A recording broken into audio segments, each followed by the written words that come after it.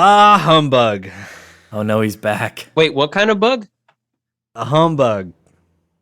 Oh, are those local to Oregon, Kylan? No, they're what you put in your Les Paul. Oh, Humbuggers. Humbuggers. Okay. That's good. Yeah. Guys, it's Christmas once again. It's Kylan, what has happened since the last Christmas episode? I thought we don't ended know, that man. on I a lost- happy note. I know. Well, this is the sequel to our Amy Grant Christmas episode. It sure is, And, buddy. you know, I think at the end of that episode, I think TJ had convinced me to have some Christmas cheer. Triumphantly. And I'm still proud of that. my heart grew 3 sizes that day. It sure did. But I was also holding my tiny newborn baby in my arms while we recorded that episode late What at more night. could you want, you know? Nothing says You home for the know, holidays. Christmas tree was lit up, and since then, it's just like I've had to pay taxes. Yeah, I've that's had how to, that works. I've had to do a lot of things, and that Christmas cheer is gone. I had, there have been so many poopy diapers between that episode and now. You're saying the cheer from that one episode 2 years ago hasn't lasted you? The shine's rubbed off, baby. Oh, man. What are we I going to know. do, TJ? You know what? I think we have to call a very special Christmas spirit. We have to call upon the powers. Santa Claus, Close. Very Jack close. Frost, No. Rudolph, Equally cheerful and bright and Frosty, talented. No, Vixen. not Frosty. Donner, Definitely the not reindeer. Vixen. No. Screw that guy. Blitzen. No, it's Sufjan Stevens, y'all. I'm not familiar. I don't remember him in the song. Yeah. Donner, Blixen, Sufjan. Sufjan the Red-Nosed I'm- Stevens had a very folksy tune. That's It's beautiful. good. And That's if very good. you ever heard it. So what are we covering today? For people that can't read the episode description. We're going to talk all about Peace, which is volume 5 of Sufjan Stevens' amazing collection, Songs for Christmas, volumes 1 through 5. So can you explain to me real quick why we're doing 5 and not 1? Because I love you, and I'll get into more about that later. But Okay. just trust that it's because I love you. Okay. I can do that. That's an easy ask. Yeah, I'm sparing you in a sense. Cool. Welcome to Church Jams Now. This is the podcast where 3 former youth group kids and current music nerds do a deep dive on Christian music from the 90s and 2000s. I am, of course, your co-host and resident Christmas grump, Kylan Savage. Is this the longest it's taken us to get to the intro of the show? I didn't even realize we didn't do it. We just went right I into didn't it. either. I just don't know. it hit me after about we've been recording for 5 minutes, 15 seconds. With me, as always, is my favorite beautiful magical Christmas elf, TJ Smith. Bill Murray Christmas, y'all. It's TJ. What's up? And of course, our frosty little producer. I'm trying to think of Christmas things, and it's really hard because peek behind the pop filter, we're recording this part in October. So I just got done watching a movie called Bay of Blood, and now we're gonna Our Halloween episode aired today. Tis the season. Yes. A lot of holiday whiplash that we're experiencing right now. our frosty little producer Josh Olson. Hey guys. Okay, aside real quick, have y'all ever done well, you talked about kind of being a part of a Christmas play, but for recording a Christmas album or a Christmas song, it's you have to do that. People are probably recording those albums in the summertime, right? That's gotta be so weird. Yeah. It was weird doing it. I think I talked about that in my origin story episode. Yes. That's on our Patreon. Check that out, people. By the way, doing the First Baptist Church Fort Lauderdale Christmas pageant, where we would start rehearsals in August. You also talked about that on our Amy Grant episode, our last Christmas episode. I did. Go back and listen to that. Yep. And it's it is very strange because there's a lot of cognitive dissonance, a lot of mental jumping jacks that you have to do to try to get in the spirit of the season in August. or Yeah. even October. Or like we are. October. Yeah. But we're doing it, y'all. We are doing it.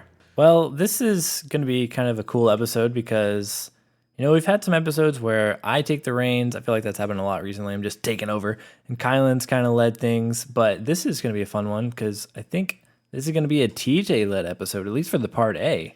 Can you tell Indeed. us why, TJ? Yeah, I mean, I guess, as our listeners know, Kylan's kind of a Christmas Grinch. Josh, I know you've got some Christmas spirit in you, and you've got some albums that you're excited to cover that are holiday themed albums. But we were talking about it, and I threw out the idea of covering this Volume 5 piece by Sufjan because I'm just a big Sufjan nut. I'm a Sufi head. Is that the official term of Sufjan Stevens fandom? Yeah, there's a Reddit out there. Don't search for that, y'all. But no, I'm excited to kind of dig into this. He's just a fun musician that I appreciate because he kind of toes the line between the Christian music world and the mainstream music world in a really unique way. So yeah, I brought this up and I was like, let's get kind of folksy this Christmas. And I was excited about it because I think it was either this or Toby Mac's Christmas. So. The lesser of two evils. They're so similar, though. I could have gone either way. It was a really tough call. Yeah. You know what? I'm excited. I'm not a big Sufjan fan, but I say that I'm not incredibly familiar. He's one of those guys that like I've attempted to get into over the years for various reasons. Maybe, to renew my hipster card or whatever. I'm like, I feel like I have to be into Sufjan Stevens. Got to at least have some talking points on the new Sufjan record whenever it drops. It's just never really done it for me. There's been some really interesting stuff that I found within his music. And I think that he is interesting enough that because guys, I really, really, really dislike Christmas music. So I'm truly hoping that he's going to do some things that are interesting enough to potentially get me to like some Christmas music. Yeah. And I really think there will be some redeeming qualities on this EP that we're going to cover for you specifically, Kylan. And at least I hope so, because he really is one of those artists that helped me like Christmas music because of his unique take on it. Like it is entirely because of his sort of originality and the efforts that he's put into creating good modern Christmas music that doesn't feel like a rehash, feels unique. Cool, because that's ultimately my biggest problem with Christmas music is like there are only like 5 Christmas songs. Yeah, we're all overexposed. And 2 of them talk about figgy pudding. So lyrical content is wanting. Yes. And so it's really up to like musical composition to make something. And that's a big deal coming from the vibe guy. Yeah. Right? Like if you're complaining about the sort of pedantic, boring lyrics, then we got a problem. And I agree with you wholeheartedly. That's true. Yeah. Wow. But it's the same like 5 or 6 songs that you hear from like November 1st to January 1st every single year for over 3 decades. I'm just like, what are we doing? I'm over it. It's like, I like popcorn, okay? But if I was force-fed popcorn at every store that I went to for 3 months out of the year, I would say fuck popcorn. Yeah, but you're only eating popcorn for 2-3 months every year, and then. But I don't. But that's the thing about popcorn is like to the next year. Is you don't need it. You don't need your popcorn consumption for the year like concentrated down into a specific time frame. You get popcorn when you get popcorn. Right. In little can we drive this analogy the span of the year into the ground anymore? What you're saying when it pops, a peek behind the popcorn filter. Losing my mind. Well, TJ, I would love to hear some facts about this record. What? context. We should put a record scratch in there. Josh, you're not gonna lead us in the research, Guys, let me tell you, Josh asking for research from I someone have else? prepared absolutely zero research for this episode. This is That is all insane. done. I know it feels really weird. I feel very unprepared, yet also at the same time very excited for what TJ has that he's going to tell us. Josh. This is how TJ and I feel every episode. It's true. Crazy. Isn't it nice Isn't it great? Isn't it really kind nice? of nice, yeah. to just coast and listen? Just like and coast. learn? Well, don't worry, guys. I got you covered. I did research. Yeah, I was gonna say No, I before I did- get to anything, Kylan's got some yeah. stuff he wanted to share. I think You know, Josh, you do so much work with research on this podcast. That's true. And I worry that because people that are music nerds are like music nerds. And I do want to just say on the record, like, we are just people. We're just dudes that have jobs and families and stuff. So every now and then we might miss some facts. Wait, are you saying we're like fallible and not omniscient and we could get things wrong? We're not renowned music critics? This is news to me. I know. Well, it's news to a lot of people. Apparently, no, it's news to some people. And the thing is, honestly, I'm super happy that like we have listeners that care about this stuff as much, and in a lot of Truly, cases, from the a bottom lot of our little more, hearts. a lot more than we do. That's for sure. Yeah, definitely. But keep us honest, y'all out there. Yes. know, I'm not saying this. we're here This for it. sounds really, because I don't want this to come across as defensive. Because honestly, I really do truly enjoy like people engaging with the podcast. You're just a salty dog, Kylan. That's all you are. I know. And we love you for that. So I've decided to do, in response, my own. I'm thinking maybe we do a segment where before Josh or TJ gives the real research, I will tell you guys what I think the research is, so we can get all of the wrong facts out of the way. Yeah. And who knows, you might be right. Exactly. Yeah. You could nail it. This could be a fun game if I get if I get all the facts right, then We'll get you a pizza party. I get a pizza party. I get a personal pan pizza. The ultimate victory. Yeah. So this is, we're covering the album Peace by Sufjan Stevens. This album came out in 2002, and it is the fifth in a series of 10 Christmas and holiday themed albums. There's peace, love, joy, Rock and roll. Christmas, time, Drugs. hot cocoa. I'm thinking Chris. No. You're not doing this. This is my research, my dude. Tinsel-time. So time and then tinsel time. Two versions of time. Is one spelled THYME? I don't know. You tell me. Sufjan Stevens is your guy. Rosemary, parsley, and sage. All right, Garfunkel. Yeah. But wait, what was it? Didn't you have some other fact about a business venture? I got tons of facts, man. I got all the facts. Anything you want to know? Just, what do you There want was to know one about you shared with us recently. Sufjan Stevens? On our Oh yeah, text thread. This Christmas album inspired Sufjan Stevens to create a line of decorative jellies. Yeah. And the business is called Sufjam Stevens. I was really excited to hear about that. I Yeah. can't wait to try them. I know, they're very good. So the names of them are I can't wait for the Tinsel, time. Sugar plum, I want Tinsel the tinsel time time. flavor. Tinsel-time, rosemary, ginger bop. sage, parsley, hot cocoa, Simon Garfunkel. Cinnamon and Garfunkel. That's a good band name.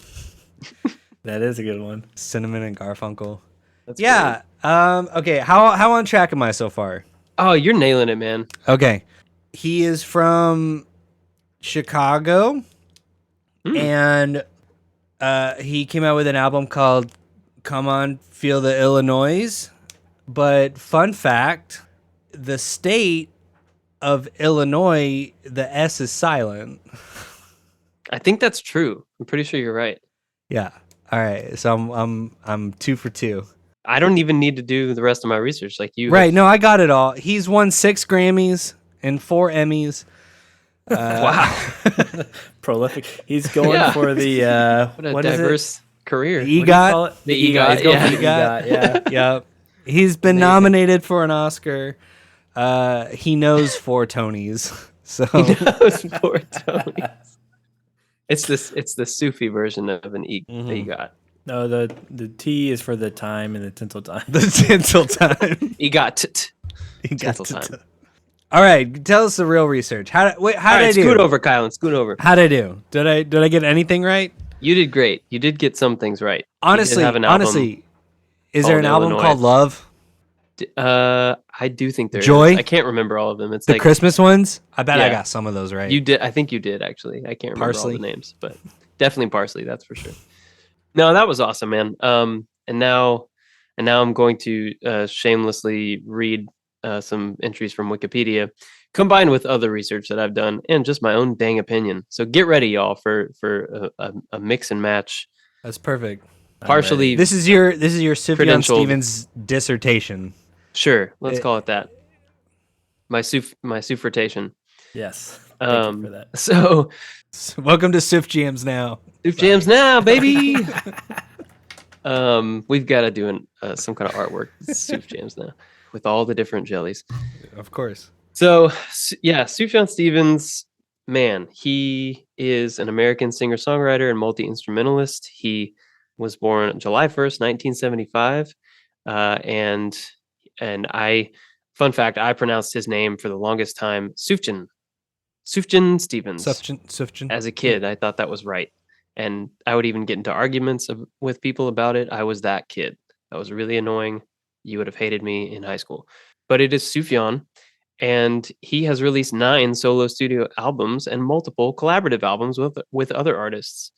He has received Grammy and Academy Award nominations, Kylan. So I said an Oscar nomination. You I said sure that. did. Look at me, man. I'm getting all the facts. you're so close. A lot closer than a lot of people would be. Honestly. Does it say how many Did Tonys he surprisingly knows? well. Is he from Chicago? No facts about Tonys. Oh. No, Is he from Michigan? He was born in Detroit, Michigan. He for sure knows a Tony. He's got to know at least one. And a guy named Tinsel-time. So his debut album, A Sun Came, was released in the year 2000 on Asthmatic Kitty label, which he co-founded with his stepfather, Lowell Brahms, whose name you may recognize from Sufjan's more recent Yes. album, Carrie and Lowell. I do like that album. We'll get into that. Great album. So those are the names of his mother and his stepfather that he co-founded Asthmatic Kitty with. He has received wide recognition for his 2005 album, Illinois, or as some refer to it, Come On, Feel the Illinois, which hit #1 on Billboard Top Heat Seekers chart, and for the popular single Chicago from that album, which is probably why, Kylan, you thought he might be from Chicago. That Yeah. makes sense. Your breakout song is going to be the song about your hometown, right? Of course. That song is referenced in a Snow Patrol song, isn't it? It is. Yeah. Yeah, and in What? fact, he is on that album. Oh, I didn't know that. Yep. Fun fact. Another fun fact, he was going to do an album on all 50 states, but decided to only do the best ones. Man, you shot right through like half a paragraph that I had here. Oh, I'm sorry. You can cut It's it. okay. He's also known somewhat notoriously as an artist who made the ambitious claim that following his albums Michigan and Illinois, he would go on to release an album for every state.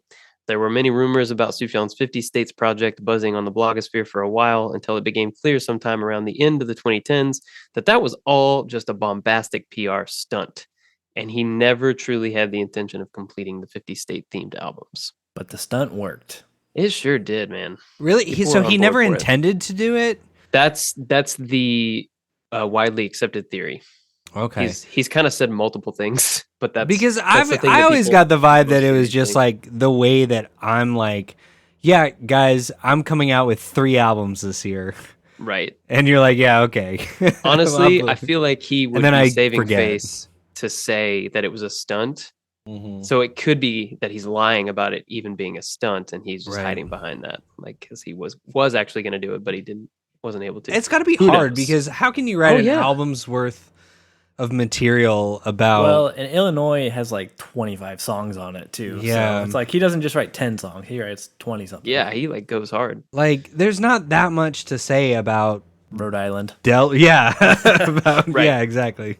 And like it'd be tough to sing a lot of songs without getting too salty about certain state histories. So I could see how That's that true. would like wear on you emotionally, and you'd be like, never mind. Yeah. But all that to say is no wonder millennials have trust issues. Ah. That's good. At least for me, though, it was hard to stay mad when he gave us so much incredible music, including the weird, wonderful collection of alt folk Christmas music that we're going to talk about today. Peace. Peace is All right. the fifth and See you guys final later. volume. See you, man. Peace. Monfrere. Peace is the fifth and final volume of a box set collection called Songs for Christmas, often stylized as Sufjan Stevens Presents Songs for Christmas. This box set of 5 separate EPs of Christmas-related songs and carols was recorded by Stevens between 2001 and 2006. Each EP had been recorded and given as gifts to friends and family of Stevens each year during that period, except for in Okay. 2004 when he was too busy recording the Illinois album. So he's doing these like sweet little unique individual little Christmas album gifts. I love it. Like as a concept, that's just like the coolest thing. It's like such a sweet way to kind of thoughtfully create music, but give like a very heartfelt gift to people that you care I about. get it, dude. I've given so cool. many songs as gifts, especially when Yeah. I don't have any money. Like, I wrote a song for my wife for our wedding, and then for our second anniversary, we didn't have any money, so I wrote her a song. So like, It's the I get best. that. Like, as a musician, it's a pro tip. It's a great cost cutting measure. But that doesn't mean it's not from the heart or thoughtful, Exactly. No. Yeah, which that is was great. a little tongue in cheek, but yeah, that's super cool. Yeah. So the first 3 EPs had already been available on Sufjan Stevens related fan sites for several years. But then Songs for Christmas is the first official release of these EPs, and that dropped on November 21st, 2006. Most of the tracks are versions of traditional Christmas songs with a number of original compositions, such as Sister Winter and Star of Wonder, thrown in the mix. Sufjan has developed a reputation for being a Christian, and many of the songs he chose for inclusion on Songs for Christmas are religious in nature, including his original compositions. The box set includes a poster of Sufjan Stevens, an animated short for the song Put the Lights on the Tree by Tom Eaton, an essay by Rick Moody, 2 original short stories by Stevens, stickers, comics, and a sing-along book for all 5 discs. So he really Dang. pulled out all the stops. So on it's this like a box set. Criterion release. Yeah, essentially. Sufjan Criterion. It's even got like chord charts, right? Like, I think so, yeah. yeah. There's some like sheet It's music. cool. I wish more artists did that. I agree. During his international tour in the later half of 2006, he regularly performed the original song That Was the Worst Christmas Ever, while releasing inflatable Santas into the audience, just for fun. Songs for Christmas was generally well received by music critics. I don't know that it charted or anything like that. But then Stevens did release a follow-up, Silver and Gold, Songs for Christmas, volumes 6 through 10. So again, Kylan, you weren't wrong when you said 10 total volumes. You actually nailed it. He does have 10 total volumes. It's in 2 parts, 1 through 5, that we're going Wow. to talk about the 5th one. Guys, and then I'm so 6 smart. through 10. I know You're so smart, much man. I know so much stuff. You did it. So proud of you.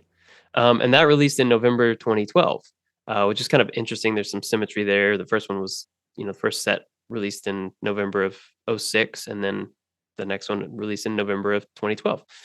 I'll be honest and say that even though I did end up buying the box set, and it is glorious, before it existed, I tracked down and pirated versions of songs from volumes 4 and 5, because the first 3 were available on fan sites, but you had to go looking for the other songs. And I definitely burned some CDs of those songs that I found floating in backwater corners of the indie folk blogosphere. I cherish the those indie things. folk blogosphere. Yeah, dude. that's right. Okay, that there's something to be said about songs that you found There is. and It takes some work to find, yeah. like got through maybe illicit means on the internet in the mid 2000s, man. There's sort of a badge of honor Mm-hmm. that comes with it, even though you're also kind of like, this was shady. Right. But I You're feel kinda like it's proud of okay it. because like if it was widely available, you would have bought it from And the I did. artist. Yeah. So But at the time, it was like this. I feel like secret that's not a thing. moral thing though, because like, well, if you had it for sale, I would have bought it. So I had to go through shady means to get it. Right. Just because I love your music so dang much. Exactly. And yeah, I've got warm, fuzzy memories of listening to those burned CDs over and over as I drove around my tiny Texas town Yeah. When around are we Christmas time. talking, TJ? Like when were you listening to this? This would have been like, I mean, I had found the first three by I think like 03, or 04 maybe, and then like 05, 06. I think I didn't know that the box set existed. I think I bought the box set in like 2007, but I found the pirated versions of the tracks in like 05, 06. Okay, so So kind of around the around time they were that coming this is out. coming out. Yeah. So you're Right. pretty current. Right. Very nice. And I really felt like it was almost like Sufia deigned to personally bestow upon me a secret music Christmas gift, and I was really, I don't know, it helped redeem Christmas for me at a time when I was starting to get a little Christmas music fatigue, like you often talk about, Kylan. So this album, this EP, and the box set, and then later the silver and gold box set 6 through 10 are all really kind of near and dear to my heart as far as Christmas music goes. I stack my Christmas music listening very full of this, both of these discographies to help kind of like deal with the Christmas music fatigue overall.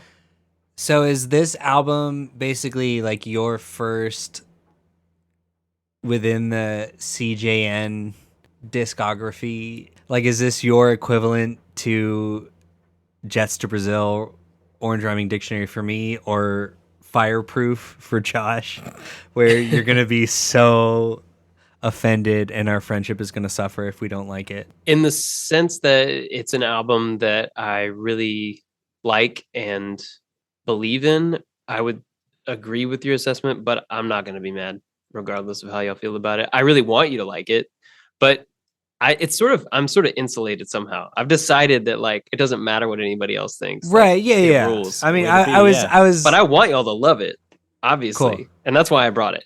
You want my heart to grow? I do, man. You want this to break through the sheets of ice that surround my Christmas grump heart. I want to see you cutting the roast beast on Christmas Day. That's right. Delivering I want presents roast to all the beast Who's so down bad. in Whoville. Mm-hmm. I also have a story about he went on a tour in support of the silver and gold release in 2012, but he played songs from all 10 volumes, as well as from his standard discography. And I just wanted to tell you all about it because I think you're going to really appreciate this, especially the title of this tour. In 2012, he went on a tour called the Surf John Stevens Christmas Sing-Along Seasonal Affective Disorder Yuletide Disaster Pageant on Ice. I love that. That seems very on brand for Sufjan. I love it. That's very good. This was a top 10 show for me, like of all time. Wow. Not just Where'd like you see him? a Christmas event at the Granada in Dallas. Oh, nice. It was amazing. That's a good place for it. It was easily one of the best shows I've ever been to. He had a gigantic band on stage. Let me just paint this picture for you. Many of the band members dressed as different holiday characters. They threw out Blitzen? inflatable Santas. Yeah, especially Blitzen. Blitzen, Jack Frost, Parsley. Just that. Mr. Yeah, also Tinsel-time. Mr. Tinsel-time, for sure. He was there. Tony. Was Tony there? Tony was there. One of the four. Christmas Tony. They meet every year for Sufjams concerts. But they did throw out inflatable Santas, just like I mentioned in my That's fun. spiel about when he played the Christmas song on his other tour. And he played a dynamic set of 30 songs. A lot. Including a delightful gimmick that they called the Wheel of Christmas. It's exactly what you think. It's a giant wheel. It's like a Wheel of Fortune riff. And they just spin it. It's got a bunch of different of the Christmas songs that he has on his collections. and they would just play whichever one they landed on, unless they landed on one twice, obviously. But they'd like play through the whole wheel, basically. I love that. More That's bands cool. should do that. I agree. Like bands that have massive discographies. Like Yes. I would love to go see U2 and They just spin have a wheel. giant wheel on stage where they're just like, fuck it, we're gonna play Where the Streets Have No Name. Yep. It's like, oh, okay, it's the third song from Rattle and Hum. Well, that's the wheel. I would love that. Yeah. It's like a really like weirdly balanced way to make a set. Yeah, Just- that's cool. You're just like leaving it up to the universe to decide. And every time they went to the wheel, they'd be like, now it's time to go to the wheel of Chris. And the whole crowd is just like Oh, yelling that's it. super in fun. Well, and that'd be a joy. great way because like everyone at shows is always just like yelling at the songs that they want to hear. But you could be like, Right. "Hey, the wheel decides." The wheel I decides. can't say like, Exactly. It's so like egalitarian in that way. Yeah. So they would like play songs from, you know, his normal discography, and then they'd do a Wheel of Christmas thing. And man, like they packed that set full of some amazing tracks. And all the Christmas songs too were sing-along style. So everybody's singing in the crowd. It was like really cathartic. It was just like this kind of communal thing, because it's not a church service, it's not a Christmas pageant, it's a fucking rock concert. But it's like we're all there kind of like together. It was just a Right. beautiful moment for me. So I think that's why it stuck out as this kind of big show. There were reindeer, there were elves, there were jolly Santas, there were Tonys, there were elaborate All the costumes Christmas classics. and decorations, and there was beer. And at the end of the show, the magical Christmas unicorn arrived, Sufjan himself, and he brought a finale full of holiday glee, dancing, streamers, confetti, just a little debauchery, and glitter. So much damn Just a glitter. little debauchery. Debauchery. Just little sneak bit. that in there. It was the Granada. There were a lot of They're people probably making out. That's all I'm Fucking saying. in the balcony. Yeah, I get it. Merry It was Christmas. bananas, and it will always be a fond memory that gives me warm Yuletide fuzzies. That's rad. That's awesome. But yeah, Kylan, I picked this one because of the 5, it's my favorite. I also picked it because I thought you would appreciate it because it has the most original songs. It doesn't have as many like just, you know, traditional, like new takes on a traditional Christmas song. There are those, but even the ones that are on this, I think, are a little different. How many figgy pudding references are there? I You can give me a range. don't think there's a one, to be All right. honest. All right. I gotta say Yeah, that's I'm a just- I'm trying negative to- for me. I'm trying to gather Oh, as no. much information So as I'm gaining possible. Confidence Kylan, the but I'm better. losing Josh. Yeah. That's fine. That's how it works. When there's 3 people, you know, it's always a little out You of can't win. balance. Yep. So for people that do want to listen along, do you want to go through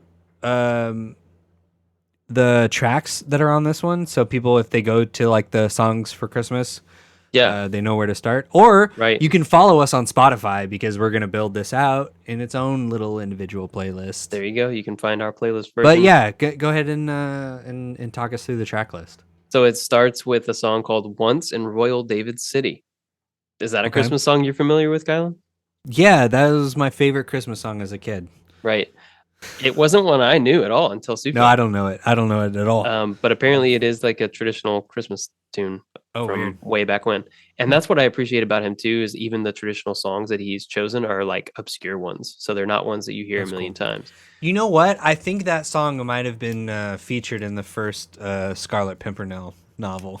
I'm sure it was. The Christmas That feels- edition. That feels correct.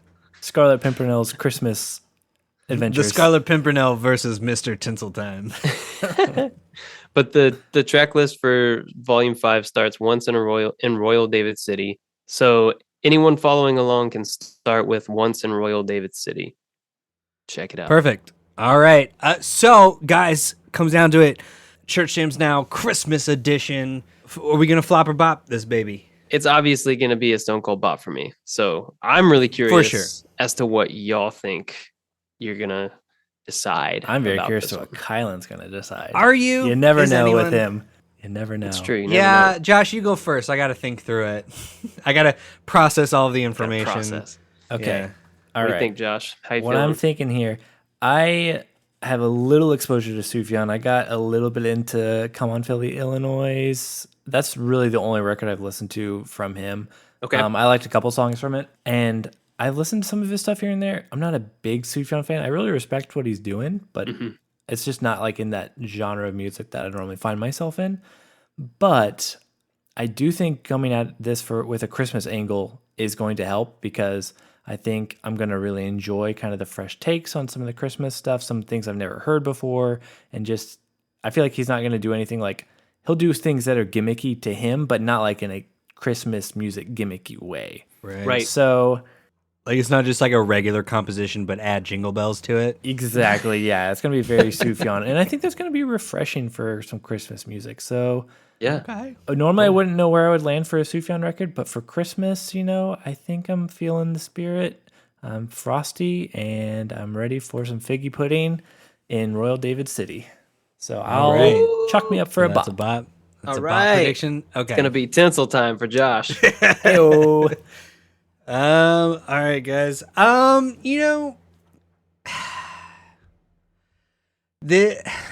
Okay.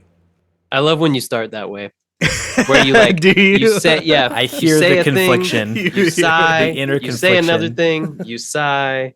Here's the Okay. thing. Right. Here's the thing, guys. Yeah, if you're playing Classic Kylan Church Hymns style. now, bingo. Okay, so I'm going to predict a flop for me personally. It's okay that and you're wrong. Another the reason Christmas that's fine. turnaround. I'm okay. I'm kidding, we'll man. I'm see. kidding. You know what? Tell I'm me. hoping. I'm hoping for a Christmas miracle. But okay, ultimately, my biggest problem with a lot of Christmas music kind of intersects with a lot of my problems with Sufjan Stevens, in that I don't do particularly well with very mid-tempo music. I'm either like, for my ADD brain, I respond very well to very high energy, or bring it way down, but big. Does that make sense? Yeah. But the very kind of like, let's chill out, like 80 to 100 beats per minute kind of thing, I tend to get very bored. And that's like fair. a lot of kind of like slower Christmas music is that. And then I feel like a lot of Sufjan stuff, I feel like that's part of why I haven't necessarily connected to it. Right. I am very excited to be proven wrong, but for the sake of dramatic tension, if nothing else, I'm gonna predict a flop, y'all. If this is a Hallmark movie, I am the You're the corporate evil boss telling us to anti-Christmas work on executive, Christmas yeah. Eve. yeah. It's all about the bottom line, and the Right, bottom it's line is like- I don't do mid-tempo songs. Right. We got to build more humbuggers for our guitars. Les Like, Pauls. I'm just. So yeah, I'm gonna say flop, man. But I'm really hoping to be proven wrong. Yeah. We will see. I think there's gonna be at least 2 or 3 Sufjams on this EP for you. But Okay. you know Can I- what? but that's part of the I'm thing here too. for Is it. it's an Even EP, if you flop this thing. so I can't make it an EP that I would bop. I guess I could. Could I make it a single? Is it an EP? It's 10 Well, tracks. It's weird. It's 10 tracks, so it's kind of weird. But they have always referred to each volume as I an think EP. it's 10 so it's tracks like, in like 35 they minutes. call them an EP. So I'd say Oh, that's it's an only LP. 35 minutes. Oh, this is gonna be a bop. That's fine. I Yeah. got 35 minutes Are to you- spare. Are you changing? Are you fixing No. but he's more on the fence now. I think Hey, that's I'm what still hearing. saying. I'm still it? saying Step it's in the gonna be a right flop. direction. Yeah. Okay. So we're gonna take We'll a see, break. man. Listen to some Sufjan Stevens. Eat some figgy pudding. Call up a Tony if you know him. And Yeah. when we get back, we will dive into Sufjan Tinsel time. Stevens' Tinsel-Time EP. No, to Sufjan Stevens' Peace. Songs for Christmas. Hey, this is Josh. Just wanted to take a second to talk about the Church Jams Now Christmas theme that you're hearing. In addition to our usual contributions, we have 2 special guests on this track. Bethany Johnson, who you've heard on the Beautiful Letdown and Zoe Girl episodes, wonderfully played keys, and Caleb Rains threw down that nice jazzy guitar. I'm sure you'll hear from him on the podcast in the future. Just wanted to take a second and thank both of them for contributing to our theme song and making the show that much more Christmassy. Thanks, guys.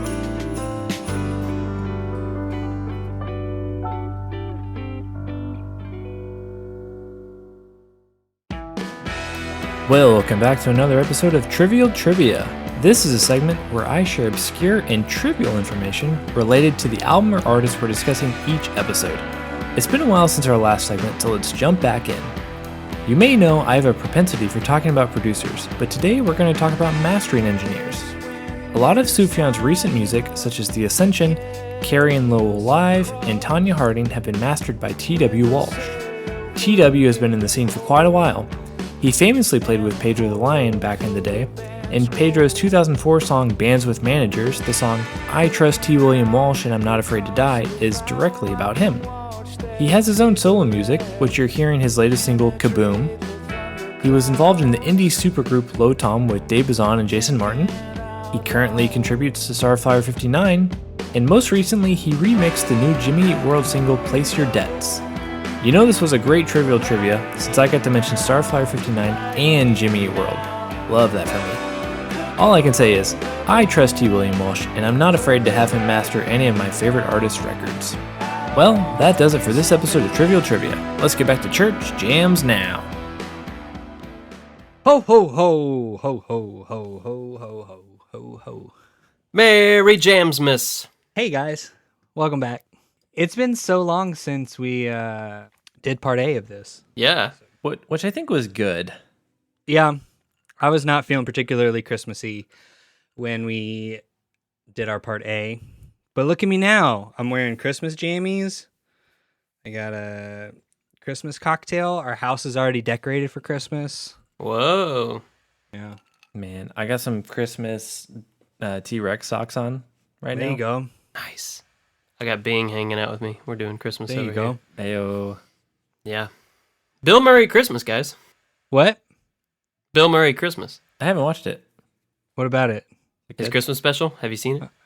Yeah, but you just made a statement. You didn't ask a question. I just wanted to wish you guys Bill Murray Christmas. That's all. Oh, okay. It's a specific kind of well wish in regard to the holidays. Okay, that's good to know. And it's got it imbued within it. There's like a touch of curmudgeonry. Is that a word? Curmudgeonry? It is now. Is now. Welcome to Grammar Jams Now. It's CJ and Canon. So, guys, we're covering Peace by Sufjan Stevens. Yeah, Yes, we are. We ready to just dive right in? Oh, I'm ready. Let's do it. All right, track 1, Once in Royal David City.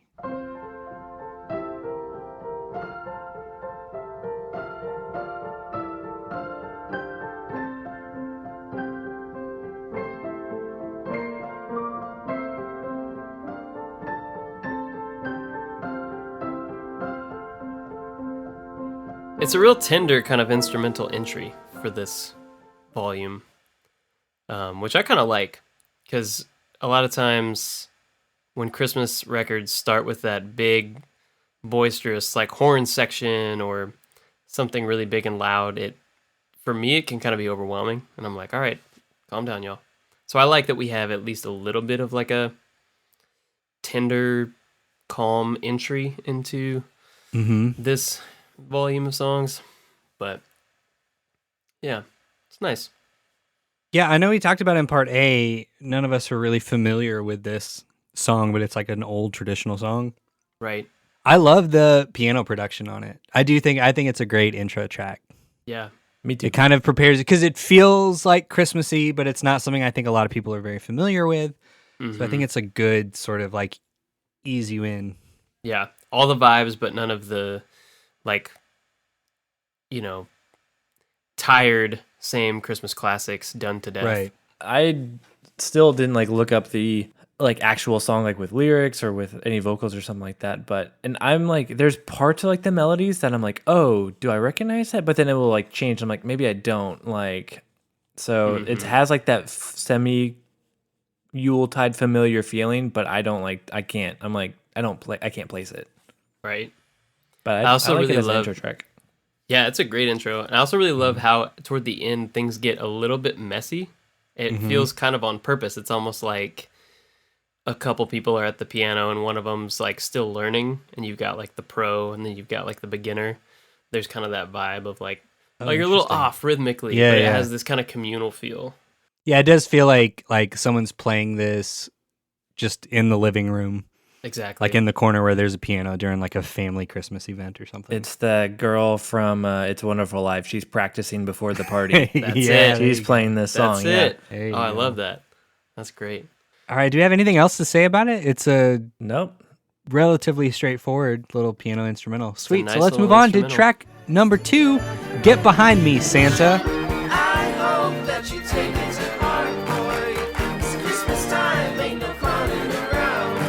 And if you think you got something to prove, boy, Santa Claus is coming to town. That's my favorite title. First, yes, that's like one of the Such a good greatest song song titles of all time. Great one. And So this good. song, Kylan, is the moment I was referring to that's just for you. What's the moment? So this song is structured as a conversation between 3 groups. Did y'all know this? Have you read about this? I know the first 2 in the verses, but explain Yeah, it to me, TJ. So the first verse here we've got I think they refer to him as the Christmas curmudgeon. But wait, Kylan, isn't that you? Are you the Christmas curmudgeon? I am. So it's almost like you wrote this song. Like these verses. Almost. Can I tell you They're what's in for my you. notes real quick before you continue? Sure. I said, I'll get to my other notes in a second, but I did write, I really like this song. I'm going to add it to my Christmas playlist. Psych, I don't have a Christmas playlist. Ooh, sick burn, bro. I do like this song a lot, though. All right, That's continue. What else you got? So the verses are from the perspective of this Christmas curmudgeon. And, he's just kind of conflicted. He's wrestling with this idea of, can I get into the Christmas spirit or do I not feel it? I think there's a part of all of us that feels that way at this point in our lives. Like anybody that's, in your 20s, 30s, you might have a little bit of the Christmas might feel a little stale to you. So he's conflicted. And then the response, the next section comes from Santa and his busybody elves. And they're kind of responding like, hey man, you're struggling with this a little bit, but it's going to be okay. Like you can have some Christmas spirit. But I just love the lyrics on this song because the curmudgeon is like calling out Santa as like a, like almost like a prowler. Like I think there's one point where he talks about sneaking into people's garages to try to give him gifts. Right. I like that he rhymes Santa Claus with garage. Garages. That's yeah. good, yeah. It's a great rhyme. And they respond back. Santa and the busybody elves are like, you make it sound like Christmas is a 4-letter word, like it's the worst thing ever. But it's I a love fact that of line. life, whether you like it or not. So put your hands together and give it a shot. Yeah, it is a really good line. Like, I think we've all felt that way. And then in the chorus, a third group joins, and this is the honky-tonk Christmas choir. And it's kind of the refrain or the chorus, and they're saying, I hope that you take it to heart, boy being the Christmas curmudgeon, because Christmas time ain't no clowning around. And if you think you got something to prove, boy, Santa Claus is coming to town. Which kind of sounds like a threat, which is weird. Yeah, it's But- a little threatening. It's a little Silent Night, Deadly Night. Yeah. But it's, I guess, a fun threat? I don't know. Because we all love to be threatened with a good time. Totally. I mean, that's the whole idea of Santa Claus. Be Yeah. Absolutely. Be good or good else. or get coal. But I love that he broke the song up into like 3 distinct perspectives. And I think that's something he does a lot in his songwriting, and definitely something we'll see further down the pipe in this collection of And songs. the fact that he has like characters named within the song feels very Sufjan. Yeah. Yep. He loves theater. He's all about that theater. Yes, he is. But the build at the end where they just spell Christmas is like a lot of fun. It's really elementary school pageant-esque, but I kind of love it. There's all these horns. I don't know. It just gets chaotic and fun. Yeah. Production-wise, I love the like spacey organ. That organ walk up that keeps happening. And do do do do do do do do. That's really fun. Yeah. It's a blast. And yeah, this all makes so much sense for this to be like a TJ favorite. Yeah. It's got Yeah. like Guilty. everything you love, man. It's like really weird psychedelic production. Uh-huh. You've got the the Rashomon differing perspectives and the Right. theatrics of it. Like, yeah, it all makes total sense. And then there's like a big joyous like gang vocal outro that just gets big and weird and fun. Yeah. Yeah, you talk a lot about your songwriting what is it, bingo or Yeah. Kylan Savage songwriting bingo. Yeah. yeah. So like this one checks all my boxes for sure. Yep. I like this one a lot. I did have a problem with like the chorus, and because like this one feels like a home recording. I feel like as most Sufjan stuff was probably around this time. It'd be yeah. very DIY. But like I like all the rest of the song, but for some reason the way the chorus comes in, it like doesn't hit the way that I want it to. It's like, jarring. It almost feels like it's in a different key. yeah, but even like the drum hit, like it doesn't. There's not a hit on the one, which I want to be like a boom. We're in the chorus now, like so that every time the chorus happens, it just like doesn't land with me. I like the rest of the song, but the chorus jars me a little bit, I get that. and it's a bummer because I like the rest of the song a lot. Yeah, I totally get what you mean. Like the timing of the chorus does feel like the hits are like later. There's not quite as much like oomph behind it Yeah, instrumentally. not a as lot there of could low be. end happening because I was like, is there Right. even a kick on this song? Yeah, there's no telling. There's lots of claps. We know that. Kick? Who needs a Questionable. kick when you got claps? Merry Christmas. Merry Christmas, y'all. All right, we got anything else about Get Behind Me, Santa? Nope. Great title. It's a good song. Yeah, it's fun. How many thumbs, TJ? You do thumbs for this album? 10 thumbs. 10 thumbs. Whoa. Wow, you're just throwing the system right out the window. Huh? Wow. It's Christmas, man. I'm feeling generous. It's Christmas. Fuck it. 10 thumbs. All right. I guess I'm bringing some Kylan energy to this episode. That's good because I'm not the most Christmassy. Are you still we need feeling like a Christmas curmudgeon, bud? I don't know. We'll find out at the end. Track number 3, Jingle Bells.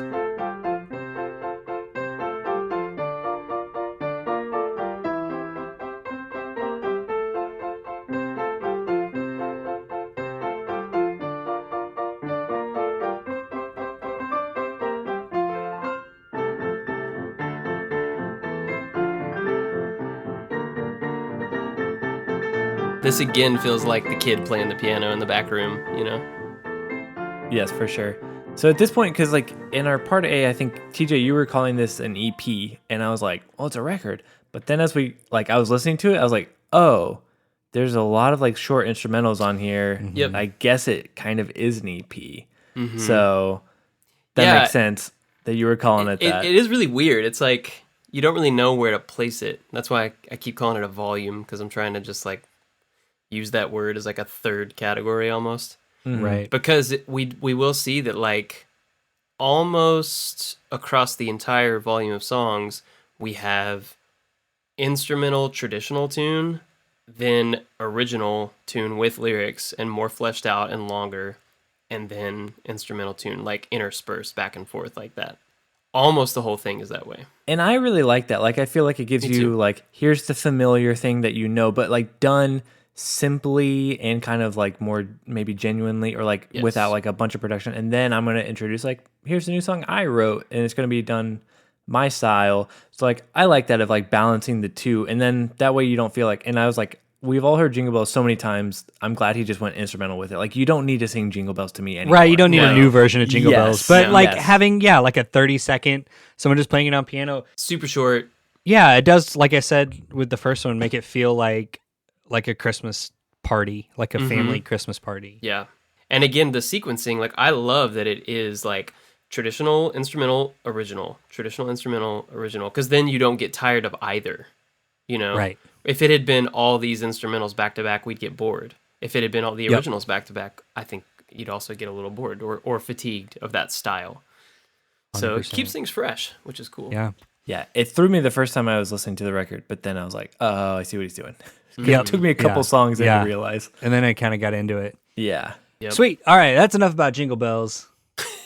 Unless, do we have more we want to say about Jingle Bells? That was more of just No. about like the No, I know. structure of the album in general too. I know. It made my heart grow just a little bit. 3 times that day. Not yet. Just Not the yet. once. Ooh, but Just just like the once. once. It has to start We'll see. once. We'll see if it continues. It's All right. promising. Such a mystery.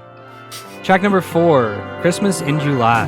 If I missed my chance, I didn't even try. I'm not one to regret Christmas in July. If my timing is bad, like a fish on a bike, would you let me pretend Christmas in July? The sweet string intro on this song makes me swoon every single time. Yeah. Warm fuzzies. As someone who's only ever really listened, like the most Sufjan I've listened to is Illinois, if you will. This feels very like Illinois from like what I remember listening to that record. This is like Yep. very Sufjan. Yeah, this came out around the same time as Illinois, so you're gonna see a lot of those signature moves from that album show up on this one as well. Mm-hmm. I love the jangly guitar line that comes on over the strings and the little rhythmic element. Mm-hmm. I would love to take a second to talk about the genius of this song musically and lyrically, if I may. I'll allow it. Please. Thank you. So this song is called Christmas in July, and I think the major theme of it is like timing, things feeling a little off or a little out of sync, right? Like how juxtaposed the idea of Christmas in July. And I think Sufjan's like reckoning with this idea of like sometimes he doesn't feel in sync with the rest of the world, maybe the why or the how of Christmas, but also the when. Like he's using this allegory of like Christmas in July to just bring up that he feels kind of out of sorts with Christmas in general. And he uses 3 different time signatures that are very bizarre over the course of this one song to underline the timing thing, how things can feel a little off kilter, a little weird, a little out of sorts.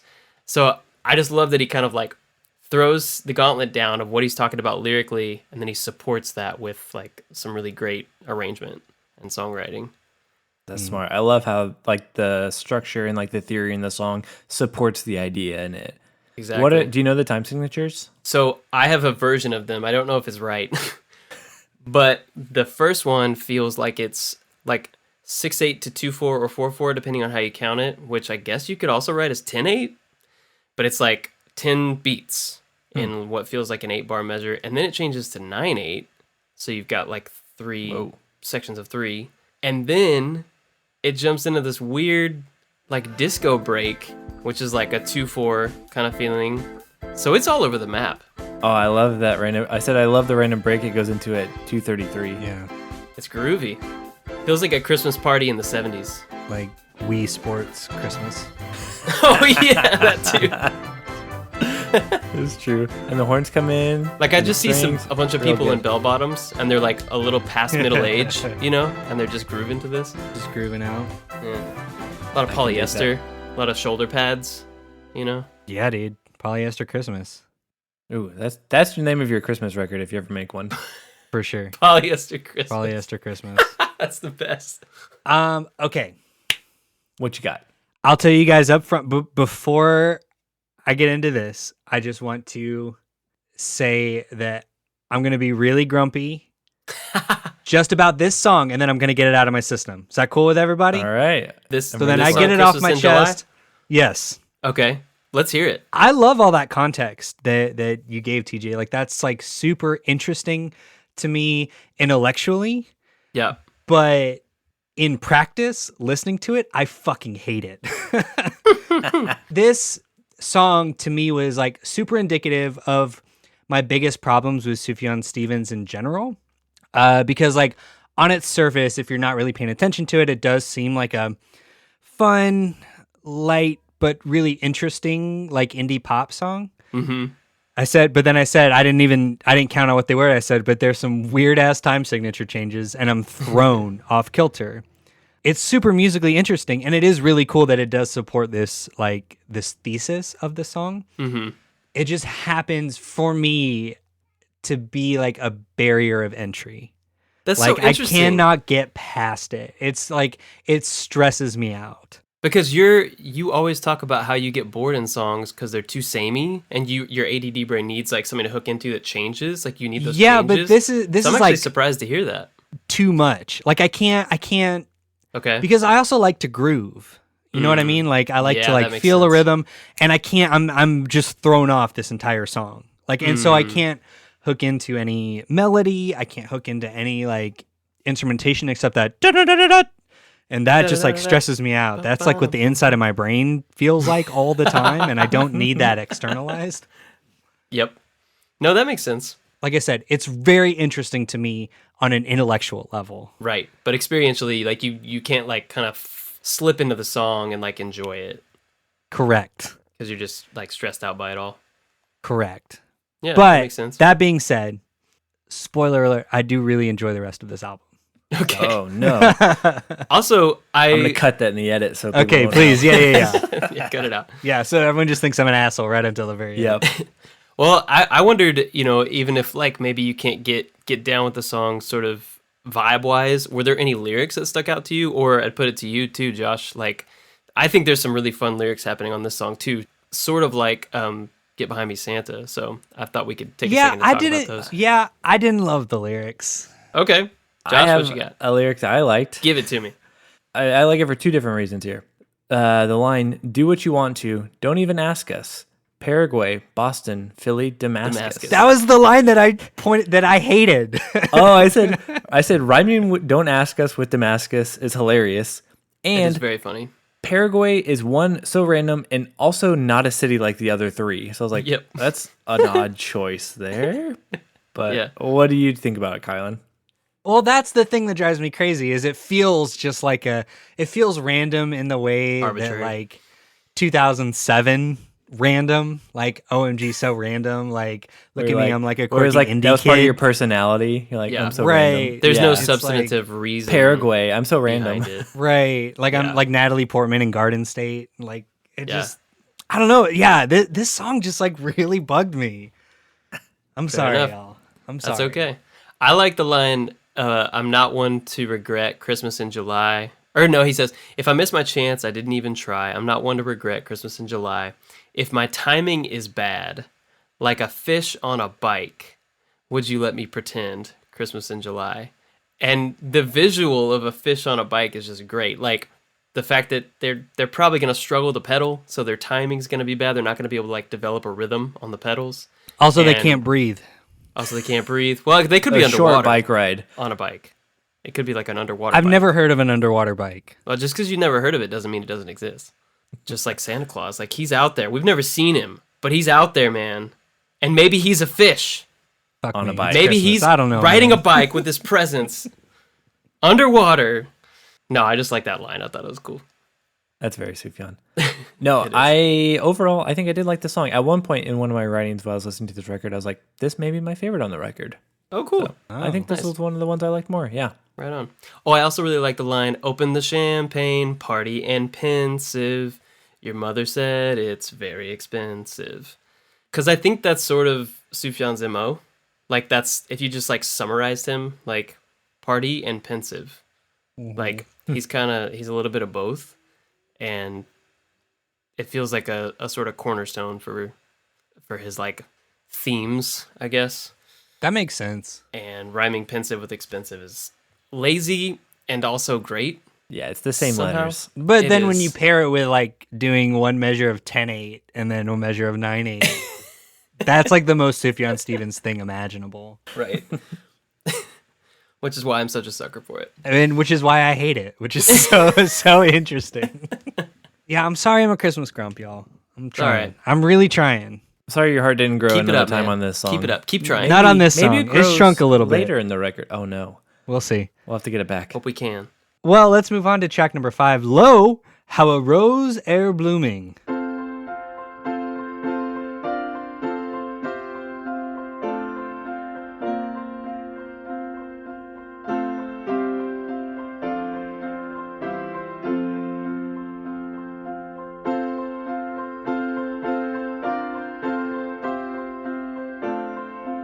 Guys, this is my favorite song on the record. Is it? Well, no, I changed it at the last minute. Second favorite song on the record. But it was for a minute. Yeah, it was. Cool. I really love it. It's beautiful. I think I needed it. I think it like this is what makes It's the like whole I was record. saying, right? I mean, yeah, exactly. Like after being so stressed out by Christmas in July, I was like, it Take a felt breath. like very soothing. It was Yes, like, calm okay, down. that's over. It's done. It's gonna be okay. And I'm like, oh, Yeah. thank God. It's like very pretty. Yes. Back to Super pretty. basics. I love Out of it. these weird Super time meditative. signatures. Yeah. Mm-hmm. This was the point in the record where I was like realizing what was happening, and I was like, oh, but there's like so many instrumentals, so I guess it is kind of more like an EP kind of thing. Those are my only notes on it, but yeah, it is a nice reprieve after a lot of the busyness. Yeah. To our point about the sequencing being beneficial, I also think it's like maybe a little on the nose, but I thought it was kind of clever that he says in the song before this, party and pensive, and then this next song is like very pensive. It's like somber, it's calming, kind of brings you down a little bit. I thought that was kind of it felt intuitive, like it feels like a very natural kind of sequencing. That's the thing. I mean, he's a very I think Sufjan Stevens gets like sequencing on albums and stuff. Like I think he thinks of it the same way as like scoring a movie. I would hope so if you're putting 22 songs on a record. Right, right. You would But- think about but sequencing. I think he's really Right. good at that. I think he's good at like giving those sort of like narrative. Like it feels like his albums feel kind of like film scores to films Cinematic, that yes. don't exist. Right. You know what I mean? That's well put. That's what he's been doing this whole time. Yeah, I think that, and with how much he's done with like orchestral stuff, I think that's like what really interests him Yep. is like almost like a Philip Glass kind of like composing more Yeah. than anything else. Absolutely. Yeah, but I love that song. It's very pretty. Yeah. And it doesn't overstay its welcome, just like all the rest of the instrumentals. Yep. For sure. So let's move on to track number 6, Jupiter Winter. Explorations and in crimes,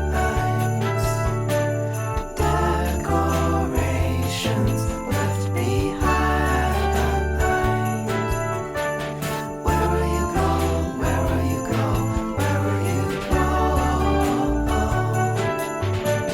Troubled heart. This intro is it's like ominous. I know, It's like mysterious. but I really like this whole like It goes lo-fi Postal Service for a second. kind of thing. Yes, Yeah. with the string with the bit crush drum machine Yup, and the like yup. whispery female vocals. And like the organy pad kind of stuff Yeah. behind it. I'm here for it. Yeah, I love it. My only other real note on it, and because I'll let you guys talk about it more, I thought the strings kind of overtook the mix for me. Like, I loved them in the intro, but then throughout, like, I kind of wish that there was a different instrument that was kind of carrying it. The strings just felt a little too in your face for me. But that being said, I did really enjoy this song. I love those drums, man. Yeah, they're great. TJ, are the strings like the only instrument on this record that Sufjan doesn't play? Is this another one where he's like playing literally almost everything? He plays a lot of it. I know that he Okay. plays a lot of this record. Yeah, just like a lot of his stuff. But I don't know. I can't say for sure that the strings are the only thing he doesn't play. Yeah, I would have to check. I think also the horns, I think, are like Karm, which is a group that he's been connected to for a 'Cause while. he plays like trumpet, right? I think he will play brass. Okay. I don't know. But so not if you hear horns, it may or may not be him. Okay, Yeah. gotcha. Yeah. Oh, God, have we gotten to either of y'all's favorite songs? Mm. I think so. I think I'm landing on. I don't know. I'm torn between "Get Behind Me, Santa" or "Christmas in July." Okay. Nice. So I'm between those two. I have 3 favorites. In classic TJ form, I'm taking exception with ranking things, but this is one of them. Yeah, this is in my top 3. I didn't have a lot of notes on this song, but it did remind me of Jacksonville on Illinois, which like back at the time when I was listening to Illinois, I did really like that song a lot, but I was like, I don't really care for this one though. This was one I wasn't really into. What do you think it was about it that you had trouble engaging with it, or what about it like made it hard to? I don't want to play my hand too early, but it's not Christmassy enough for me for what I'm like wanting out of like a Christmas record. Like it's Not enough sleigh very bells? much. It's very much a Sufjan record, but yeah. it's not enough of a Christmas. So like it just doesn't conjure in me like that familiar feeling of like, oh, it's Christmas time. It's the end of the year. There's like you like remember things back, like the things that you'll hear stuff and you remember something from your childhood. Like there's not, other than like the instrumentals, the main songs on this don't have that happening very much, which is what I'm wanting from like a Christmas record. Like, yeah, you want it to like hook I'm you more on a basic nostalgic than like level. I'm going for alternative Christmas. Like I'm not like that kind of guy. I'm like I like traditional kind of like Traditional. yeah. Although yeah, this might homemade. be like to me, this reminds me of like spooky Dickens Christmas. Definitely. You know what? This is like could Ghost yeah, of that's Christmas valid. Future. Yes. This is like scary. Like back when Christmas was scary because like cholera was gonna kill your family or something. Like in the I'm- winter. Yeah, but that makes It's almost sense, too Josh. traditional. Like that's like probably why. It's before we pretty things up. Yeah, before it was Mariah Carey Exactly. in a Christmas outfit. To your point about it being kind of spooky Christmas, Kylan, I like lyrically what's happening in the song because I don't totally understand it, but it's sort of, it hits me on this like emotive kind of mystical transrational level because the song's called Jupiter Winter, and he starts out singing about Father Christmas, which could be, Santa Claus, whatever. But I also wonder if it's like his acknowledgement of like God, like the Christian God, or like Jesus as, Right. like a saintly figure. And then he talks about Mother Mary. So he's bringing in like a feminine aspect of like deity or, the Christian tradition. But then he like kind of turns a corner and he decides to then invoke like this stuff from like the pagan tradition, like Roman ideas of Right. like Jupiter, and Regulus was like I think a general in the Roman army or something, a big character. And then like there's some other words that he mentions that feel very kind of like pagan or sort of Casparus prism. yeah, it's almost, it's like psychedelic stuff. And so he's sort of blending all this imagery, but there is, the connection you could make between like the Magi following a star to the baby Jesus. It was like some scholars would conjecture that it was like a what is it called when like two planets align? There's a word for it, but anyway, it's Jupiter and Saturn aligning, or Jupiter and Venus was another theory. So, but Jupiter is sort of the crux for that. And I think that's what's happening. He's trying to use this imagery of like the night sky in wintertime and the star that the Magi were following, but how we use like Roman words for like Roman deities for the heavenly bodies. So like it was just so much imagery for me This makes that so I much could like sense why you hook love this, into. though. And I was This just makes like, so much sense to me. and it worked for me on this level of like, because it kind of it hit me at the right time where I was still very, like I was enjoying those traditional Christmas elements that you were talking about, Josh. But it also was like a time where I was starting to open myself up to like other ways that you could experience a holiday, or like other ways that you could think about, like religious figures. And I was just like, it hit me in the sad boy heart at the right time, like it's a weird one. I just had the thought that like I don't, maybe there's like a give or take a year or two here, but in December there's TJ listening to this thinking about like planetary alignment, Regulus, like Mother Mary, Jupiter, all this Casparus stuff. prism.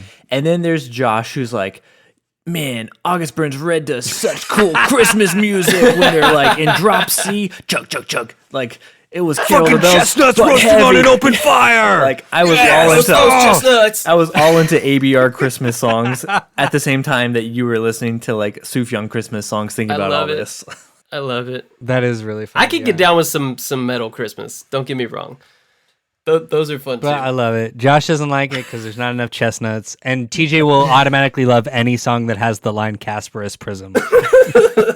Like if we're gonna be reductive about it, You got me, man. like that kind of is you in a nutshell, in a chestnut shell, if you will. that's a TJ. pun. Yeah. Got me. All right. Nicely Well, done. let's move on to the next track. Oh, It's sister track, Oh, you yeah. could say. it's Sister Ooh. Track indeed. Track number 753, Sister Winter. What track is it? 7? 7. Yeah, you're right. I was close. For the most part. Now my heart is returned to Sister Winter. Now my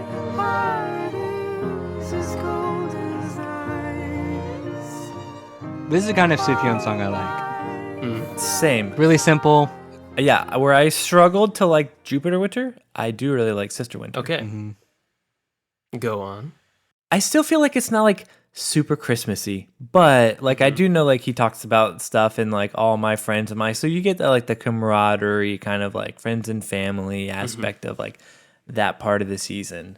So, but most of my notes for this song are towards the end of the song, because there's a big build that is really satisfying, and I like when it gets bigger, and specifically when the electric comes in at 225 and it brings some nice energy. And I don't think it changes like how the chords are, but it feels like it's like bringing it to a major kind of tonality, even though I don't think the chords change. Maybe like there's like some inversions happening that give you that uplifting sense, but And yeah, different towards the end is instrumentation. where I really like the build and the ending and the injury and It how it all comes opens up. together. Like it lifts. Totally. Kai Dog, you said you like this one? Yeah, this once again feels like it belongs on the score of like a. Oh, that's funny. 'Cause I actually wrote this note for a different song. Feels like it belongs on the soundtrack of a mid 2000s indie dramedy, Yep. like Little Miss Sunshine or Perks being a something of wallflower. it. Yeah, exactly. Definitely. I like it though. It's pleasant. Yeah. I've covered this song a number of times. Exclusively in Christmas time or any other or during the year too? Yeah, mostly as just like a little like I it's very unoriginal of me, but I took a page out of his book and I would cover this song and like send it to friends. Nice. If, you know, I feel like that's a compliment. I feel like Yeah. if you heard that, he'd be like, "That's the idea." Yeah. kind of carrying on his little musical Yeah. legacy. Yeah, I love this song too in that classic Sufjan sense that you're talking about. It starts at 1, you know, like real quiet, real small, and then it just has a real linear build where it just keeps going, goes up to 2, Yep. 3, 4, 5, 6, 7, and then by the end of the song we're at an 11, and it's like just a party. And the lyrics reflect that, right? Because he's talking about being really lonely and being kind of depressed and asking like, I should be satisfied. What's wrong with me? Why can't I be happy? I should be able to be in the spirit of the season.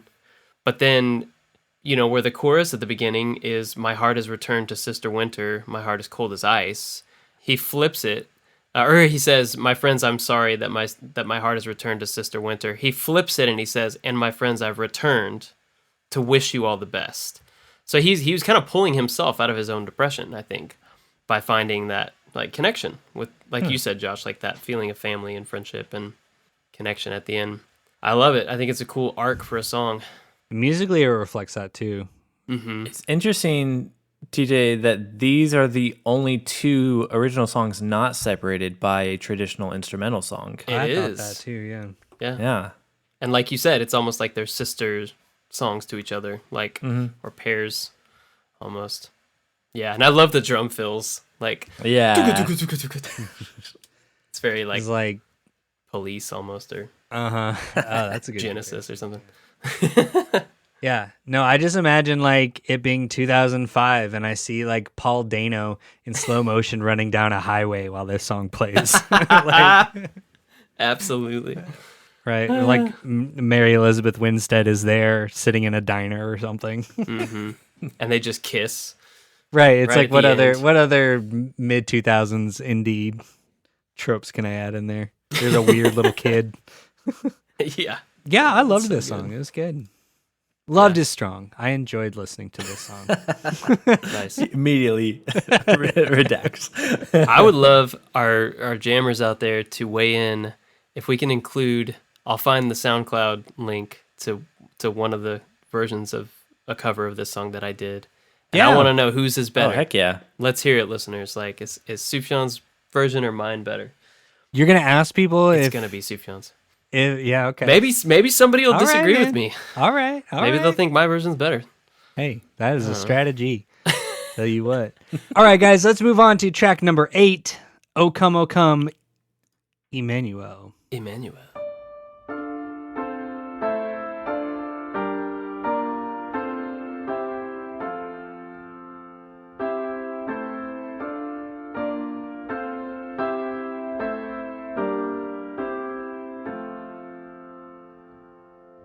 This is my favorite instrumental. Oh yeah. Really? Yeah, I like it a lot. Is it because of the interesting inversions? It could possibly be. Because This also like, I mean, other than Jingle Bells, but I think we're all over Jingle Bells. Like this is the one I'm the most familiar with, so maybe that is why. Maybe it's a pretty simple reason for that, but right. I could take the nice, smart answer and be like, yes, the inversions are what really resonated with me. I wrote this just reminded me of church. Like straight up old school Baptist church with like plush red carpet, the really hard pews. It's like Christmas Eve. It's like dark everywhere. Everything's candle lit. And, you know, there's like an old lady playing the piano. And you're just like, you're waiting to go home so you can go to sleep to like open your presents. You know what I mean? Like it's candlelight service and the wax on the candle starting to melt. On your yeah, hand. like more so than the other instrumentals. I don't know what it was. Maybe because kind of like Josh said, like I was more familiar with this song. Well, and this is very like, this is the one that's going to be in like your church on like Christmas Eve. Like you're going to hear it. Oh, I had like a crazy sense memory listening to that of like having to wear a tie at a Christmas Eve service and just being like, okay, super uncomfortable. This is almost done. I'm just like, okay. Thinking about your I'm like presents ready at to get it. But I loved it. Like listening to it now, like getting that sense memory.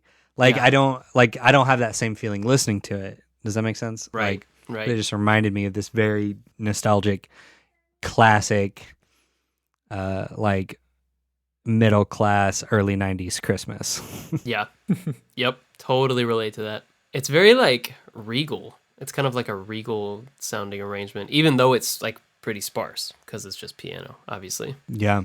That's probably what reminded me of church the most too. Like it's really simple, but it doesn't feel big in the way of like big epic sound, but big in the way of like you're in a big room listening to like an upright piano. Right. Yep. Exactly. That's cool. So let's do track number 9, Star of Wonder. I see the stars coming down there to the yard. I see the stars coming down there to my heart. I see the stars coming. Yeah. I love the transition from O Come, O Come, Emmanuel I into love this. that transition. Best Perfect. transition on the record. for Yeah, sure. agreed. So I said I have 3 favorite songs on this collection of songs. It's Jupiter Winter, Sister Winter, and this Star of Wonder. TJ, this is a 7-minute song. It counts as 3 songs. So Got it. this So is then I your have favorite one 6 now. favorite songs? Okay. This is the one that I originally wrote the note. This belongs on the soundtrack for mid-2000s indie dramedy. Definitely. This is like very Devotchka. Oh, yeah. Uh-huh. I totally know what that means. Devotchka, Aha. they did. Agreed. That's probably why I'm thinking like why I've mentioned Paul Dano, and also they did the soundtrack for Little Miss Sunshine. Sunshine, yeah. So. Nice. This feels I love very the synth. like theatrical. Yeah, the synth is great. This was the song I used in the Silent Night, Deadly Night. You mean trailer. Sufjan Night? Sufjan Night, Deadly Night. It's like it is long, you're right, Josh. And I think I still, even now, having heard this song a lot of times, don't mind how long it is because I feel like it takes you on a journey. It feels like the climactic moment of the album, if we want to call it that, both like musically and thematically. I'd agree to that. I've got this weird sort of interpretation of the song. It's Sufjan piloting a psychedelic spaceship that's powered by Christmas spirit, and we're along for the ride. Fucking crazy. Isn't that cool? I'm sure there's a comic for that too. Probably. Maybe I'll make one. There you go. But this instrumental part with the weird synth and all that, we're flying past the stars. We're like in light speed, and we're like passing planets and stars and the joys and sorrows of the past year, and we're just like in retrospective, you know, we're flying past it all. But we're still kind of conflicted about the Christmas spirit. We're like, are we gonna make it to our destination? Do we have enough spirit to get us there? And we don't know. But we watch Sufjan and he's piloting, and we're like trusting him. We're just going on the journey with him. We're just like, where are you gonna take us, man? Are we gonna get there? I don't know, man. Does he kind of ask that question in every song of like struggling to get into the Christmas spirit? That seems like a recurring theme. Huge theme across this whole Okay. album. And even in this song, he's wrestling with like he says that I call you from the comet's cradle. I found you trembling by yourself. When the night falls lightly on your right wing shoulder, wonderful know-it-all, slightly where the night gets colder. And it's like he's singing to himself almost, like he's like trying to console himself or ask himself if he's okay, and like checking in almost. And then he says like, oh conscience, where will you carry me? I found you, star of terrifying effigies. So he's like wrestling with the Christmas story almost, like the Christmas star. He's like, is that a good thing or is it terrifying? When the night falls, I carry myself to the fortress. I think he's talking about a church, like this idea of a fortress, like church as a fortress, as opposed to like a sanctuary or a refuge. I think that word choice is very intentional. So he's really wrestling with it. But then here, kind of in the middle section, it's like it opens up a little bit, as we've noticed that he does with a lot of the songs. And it gets a little more hopeful, a little more like optimistic. And he's looking out, he's seeing the stars, he's feeling a little more maybe connected to his tradition or his beliefs. And I think there is some optimism in it, ultimately, That seems to be the recurring theme, though, because like in all of the songs, it seems like at some point in the song, he does find his Christmas spirit. It's never like, well, that didn't work kind of thing. Yeah. Which is nice. He's not defeatist about it. He does wrestle, but he ultimately does find that hope and that like solace, which I think whether is really he's cool. finding it in the North Pole with Santa or the Christmas curmudgeon, or he's finding it in a spaceship going past Christmas planets, or a fish on a bike, or in Jupiter with a fish on a bike. Get behind me, Santa. So good. I love that.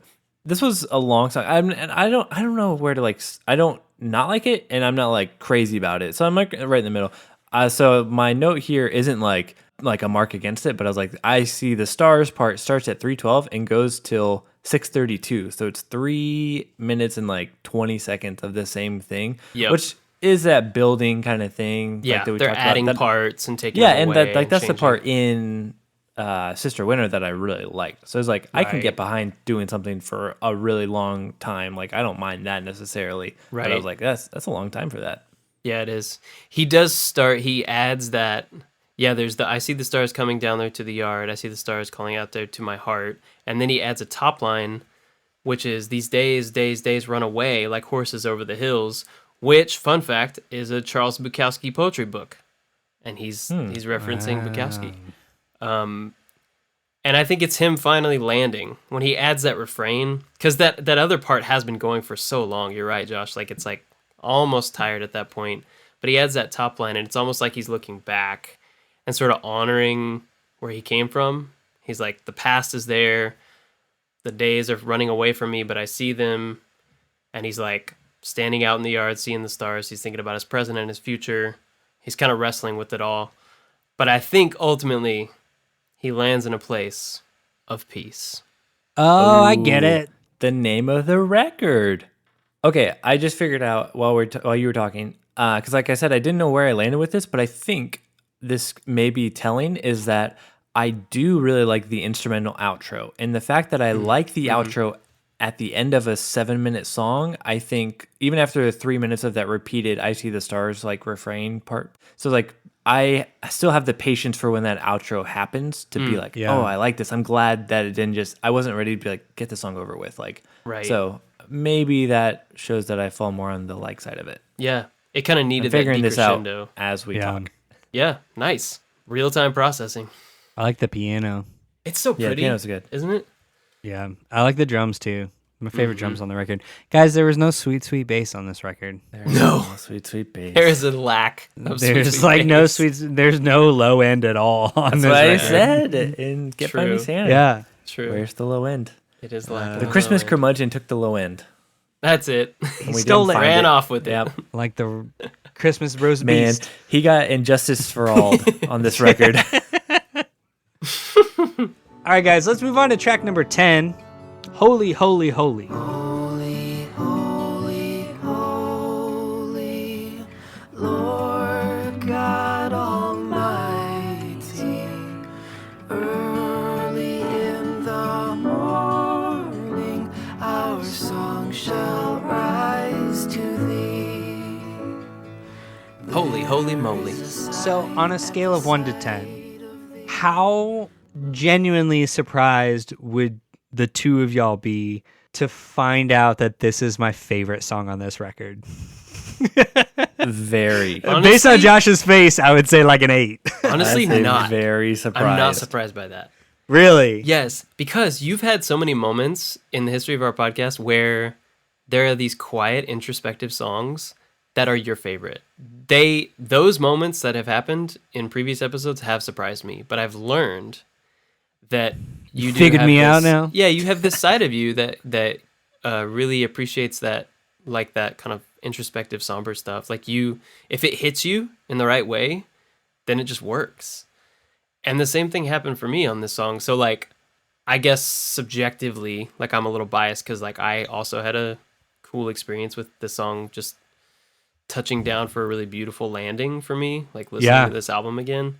And so Well, okay, I so get it. so that's something really interesting. I feel like maybe we could talk about, like, TJ, based on where you and I both are spiritually and like in terms of like religion and religious tradition, the fact that this song resonated with both of us in this It's way, pretty wild, isn't it? I find really fascinating. Yeah. But this song was like, yeah, because this is a song I've known my entire life. You know what I mean? Like, Yeah. it's such a classic old hymn. But this version was like such a good balance of something I was familiar with like an interesting take on it. With, going back to like Sister Winter, like this is the kind of Sufjan song that I really like. Like Right. very simple, pretty lo-fi. Quiet and breathy. He does more interesting things with his voice than anything else, because I feel like a lot of Yes, times he does. can get washed out because he's trying so many weird, interesting things. Lots of layers. with his arrangements and, Yes. and stuff. Right. Super simple arrangement. Let his voice do the interesting things, and I do really connect with that. This is just a great hymn too, man. And I think his performance of it is so raw and like tender. I think it's like really, really earnest. And I think that's why it connects with me, because it's like, without saying anything negative about any person or any, establishment, I just think sometimes music can have an agenda. Sometimes. I'll just keep it at that. And this version of this song does not feel like there's any agenda. It feels really earnest. pure. Which, okay, so kind of like Josh was on the last song, I think I'm kind of processing in real time. I think part of what really connected for me, I mean, and we talked about this a little bit on our favorite albums of the year episode. The thing that really connects with me musically is like a sense of like earnestness and like real emotionality. And so much of Sufjan's stuff, even if it's really interesting, feels really cerebral Yeah. and heady to me.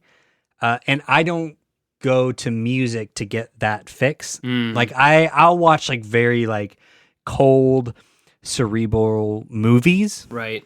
Like that's where I'll kind of Yeah. go to scratch that itch. But for music, I do want like a warm sort of like earnestness and to really feel like the You want it to person get that- you in the feels. Yeah. Yeah, and Sufjan doesn't do that for me, honestly. Like the majority of Sufjan Stevens' discography doesn't. But this, it just like, yeah, it really felt like, I mean, the fact that he put like this hymn on like a Christmas album too, it just like, it kind of spoke on a little bit of a deeper level for me. And I just like, yeah, I really connected with it. I really enjoyed it. Agreed. Very well So put. yeah, my favorite song on the record, which is wild. That is wild. I love no, it. I get it though. Like I was right. I said, wow, a traditional Christmas song, but not instrumental. But I think this is the perfect place for it. Yes. I don't even consider, that's the thing though, I don't even consider this a Christmas Like, song. I guess it's not a Christmas song. Yeah, it's It's a just hymn. like, it's Yeah. just an old hymn. It's kind of vague. Yeah, you're Like, right. It's not really necessarily Christmassy. You're right. It's not. It's You not. can But sort of fit it I was just into- expecting it to be an instrumental arrangement because that's what he'd been doing this whole record. But then Right, he switches right. it up on the second to last track, and I love that. I thought it was the perfect place for it, and like, yeah, I agree with everything that you're saying, Kylan, of like how it comes across and everything that he does. And I don't know if it's does this way in the original version, but I really like how he repeats the God in three persons part. Yeah. Because in the versions that I'm familiar with, I don't think you repeat It's that. just the So once, yeah. Yeah, so I like that he goes back to it, and it's kind of like it takes a second to breathe, and then he like does it again, and then he does it again. Like that part, I just like I really like. Yeah. Yeah. Thought it was super cool. Agreed. Whoa, Kylan coming in with the second to last favorite track. And like an old hymn. Like Yes. what is happening? Yeah. It's a Christmas miracle. It's a miracle, y'all. Okay, so let's move on, guys. We're on the last track. Let's do it to it. We did it. Track number 11, The Winter Solstice.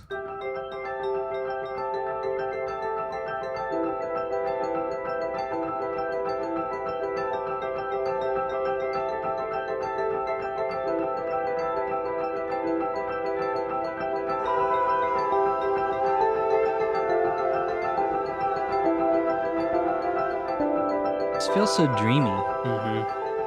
So here again, he's like evoking different imagery. It's not Yeah. like solstice is not a Christian idea, necessarily, but like to me, it still feels very holiday. Feels very Christmas. Like, I guess the fact that it's like, what is it? Xylophone, marimba. What's happening there? One of those, yeah. Yeah, I don't know. Something about that feels almost kind of that cinematic and like seasonal feeling. I don't know. It's very like ethereal. For sure. It's vibey. I like the bookend aspect of starting the record with instrumental song and ending with an Yes. instrumental song. Like I Yes. could see that maybe putting Holy, Holy, Holy as the last song would make sense and would end on like a really strong note. But I do like the bookend like mirror effect you get of like start and end with an instrumental. I didn't have much to say on this one. I was like, I thought it could maybe be a little shorter, like kind of like the other instrumentals were. Yeah. But then I got into some stats because I was like, okay, this album or album EP, whatever you want to call it, is 35 minutes, 51 seconds. If you take out all the instrumentals with just the 6 songs, it's 27 minutes. It's right at 27 minutes long. But then if you My put kind all of the record. songs back in, Star of Wonder itself is 20% of the entire runtime of this record. Right. Yeah, that makes sense. That's wild. Not a surprise. I like that he brings back that psychedelic synth again to kind of close out. the Yeah, album. yeah, it's cool. It kind of ties back to that earlier song. I like the marimba. It feels very like Caribbean and like Yeah, summery, which is like it feels like the end of winter. You know what I mean? Or Like if you're thinking hearkening about it to in that Christmas like in July. yeah, exactly. But if you're right. thinking of that like the narrative cinematic kind of thing, Sure. it's like if it's been a long, cold, dark winter, it's like the first, The buds the of spring. first day and like the end of February. Uh-huh. Almost, it's like the sun's kind of coming out. Oh, I like it. I yeah, do agree with like Josh. I that. think it was a little too long, but I like the idea of it, and it sounds pretty cool. Mm-hmm. Well, guys, we did it. We did it. We did we it. did it. We listened to all of Peace, right? Peace. It's called Peace. Songs for Christmas, Volume 5. Songs for Songs for Christmas, Christmas. Volume 5. Peace. Peace by Sufjan Stevens. So, what's the deal, y'all? Flop or bop? Are we Christmas curmudgeons, or are we gonna join the pantheon of Tonys and give this a Christmas bop? Oh, the Tonys. Good callback, man. Well done. Thanks. I waited all of Part B. You did. which is So much The discretion. payoff. Yes. I know. Good I job. know. Good job, bud. Oh, the Tonys. I'll go first, All Okay. right. and then Josh, and then TJ. All Okay. right. I like that order. Okay. So, as we all know, I am traditionally a Christmas grump, Humbug. a Grinch, a Scrooge. Bah. What are other Satan? What are other things that don't like Christmas? A Bill. A Bill. Murray. What else doesn't like Christmas? Jack Frost. A Jack Frost. The Heat Miser. Yeah. I don't know. I gotta have one more to round it out. Who's the bad guy in Abominable Frosty? Snowman. Oh, yeah. that's it. Stuck Yes. the landing. Nice. So TJ, you brought us this record. Dude. I know that you really love it, Yeah. I mean, no. and What? And I know that. Well, that's why. I mean, because we had some consideration of what our Christmas album was gonna be, and I think your big selling point was like, hey, it's not like a traditional Christmas record. Right. where you're gonna get Joy to the World, Oh Come All Ye Faithful, like all the same 5 Christmas songs. And just like jazz. Right. I love jazz. Don't get me Um, wrong, but there's a lot of jazz in Christmas music. Yeah. It's kind of tired. So, okay. As I've discussed quite a bit, I'm not the biggest Sufjan Stevens fan. I like it. I get it intellectually. It does not connect with me emotionally, mostly. That being said, I think I'm going to give this a Christmas bop. Oh, yeah. Christmas is saved. Barely, did it. by the skin of its teeth. Oh, by the skin By of its the Christmas skin of stocking. its chrysanthemum felt of skin. its Or what was it? What was the line? Casparus prism. Casparus prism. By the skin of its Casparus prism. Yeah, I enjoyed it. Nice. That's I wish awesome, there was man. more sweet Yeah, days. I enjoyed it. No, I honestly, Full man, stop. That, Yeah, right. Well, TJ, like you couldn't expect much more from me, no, right? no. This was honestly that makes my day. That really warms Okay. my heart. I don't know about your heart if it's grown sizes, but mine, just hearing it's that. going 2 sizes. All right. Well, I'll grab another 5 for all 3 of us. My heart's about to just explode out of my chest. Well, you already gave it 25 thumbs or whatever. So. Yeah, I did. 10 times on the one song too. On the one song. one yeah. song. One song. No, but I love hearing that, man. I'm pleasantly TJ, surprised. this, and listeners out there, if you haven't listened to our Amy Grant episode, this is the second time Kylan has been won over for a know. Christmas bop. I know. That's true. Maybe I like Christmas more than I think. Who knows? Maybe it's all a bit. It's just a gimmick, just to Everything with me is invite all a some bit. drama Who onto knows? the show. I think you No, I just really like do have- being I really do have begrudgingly, positive about things. You like to have a don't little know. You like to have a little edge, but you're like No, I mean, but I've deep down- legitimately got like Christmas trauma, which we've talked about. Yes, that's true. But Yeah, having a kid has like softened me up to a lot of Christmas type things. That's so yeah, it was all right. It was good. It was Bob. And Hey man, careful. Don't have too much spirit. Dial it yeah, back. I have just the right amount of spirit, I think, for Yeah, me. absolutely. It was interesting to listen to. I'll Good. probably do it again. There you go. I'll probably listen to it next Christmas. There you go. I love that. All right, Josh, That what makes me about glad. you? All right. I, much like you, was right on the line where I was like, which way am I going to land on this? Like, it could go either way. Like, do I bop it just because it's Christmas for the sake of Christmas, or do I Christmas curmudgeon it and flop it? Flop it. Not enough chestnuts. Not enough chestnuts, not enough Not double enough breakdowns. bass. Yeah. No dropsy tunings and no double bass. What are they doing? Come on, Sufjan, listen to ABR. Get with it. Yes. So, like I kind of mentioned, none of this feels very Christmassy, and like I said, I do like that. Like, I want to hear those familiar sounds and like You those want like Andy progressions and- Williams, Bing Crosby Christmas. Yeah, love me some Bing Crosby. Yes, exactly. I do. So, it's like, that's what I'm looking for Christmas stuff. And I was like, this feels like the perfect Christmas record for people who don't like Christmas music. But unfortunately, it You doesn't love feel like Christmas music. the perfect Sufjan record for people who don't like Sufjan. And I think that's still where I'm falling with this. Huh.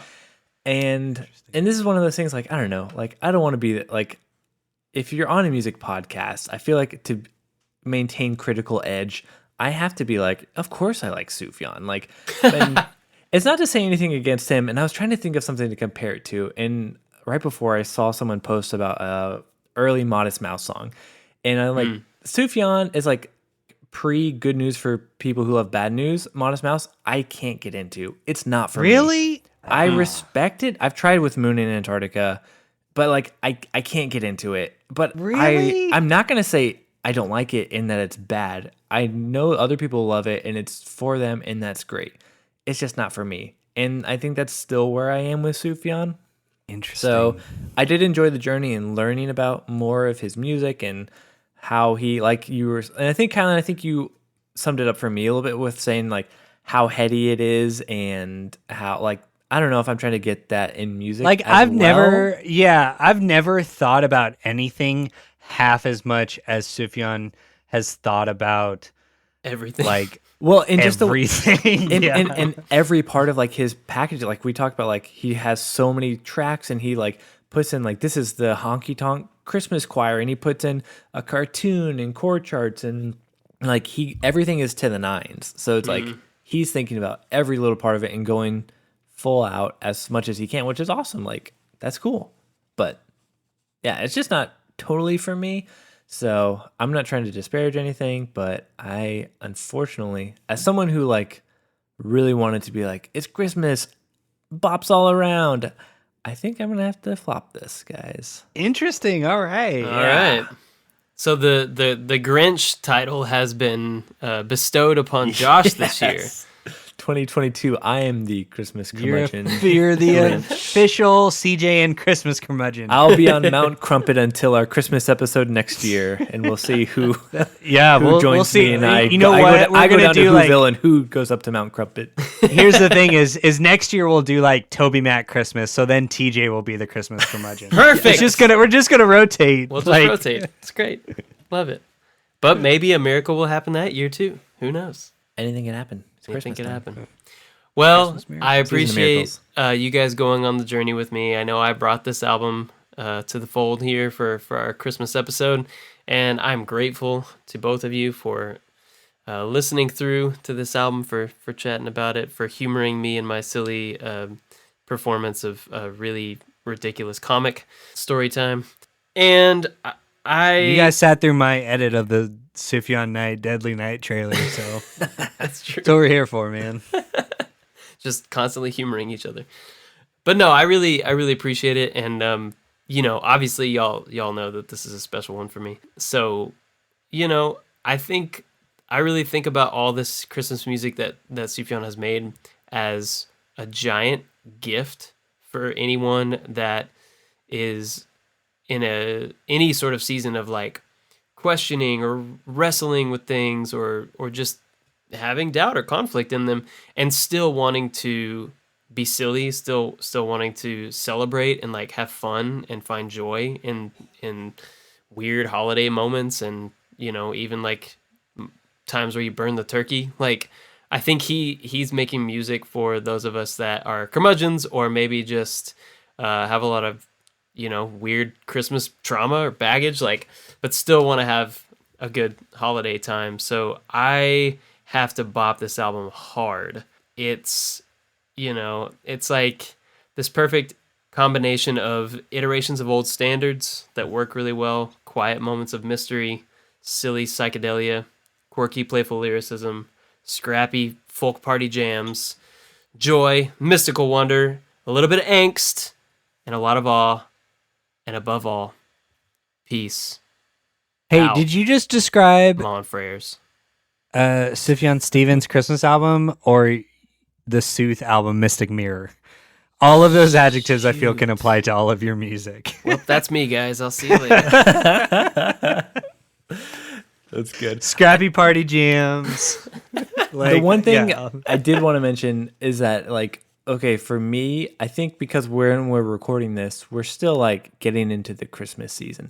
I feel like this record probably is like the perfect record for like way late into the Christmas season, like after you've already been barraged with Burnt Christmas out with all music the and other- burnt out, like yeah, like I'm not at that part yet.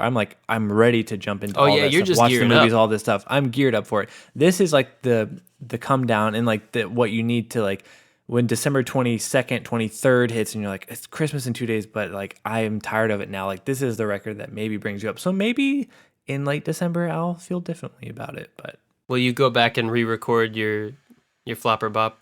yeah, we'll see. Assessment. Maybe that's where this I'm kidding. record, like, maybe that's where this record lives, is like right in like the hours before Christmas. The wee hours. I will say I am dark glad that winter TJ night. brought this to our attention because like most of Sufjan Stevens' stuff, like the songs for Christmas feels incredibly overwhelming. I have no idea where to start with Totally. like anything that he does. It's So I massive. do appreciate you bringing this to our attention because I can almost guarantee you I would most likely go the rest of my life not listening to this.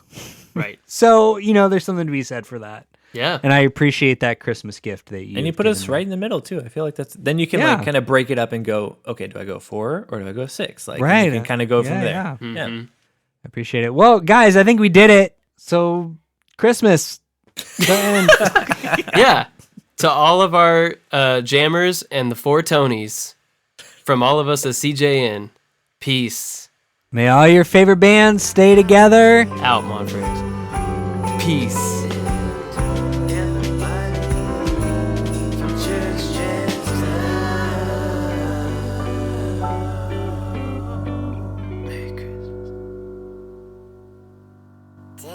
School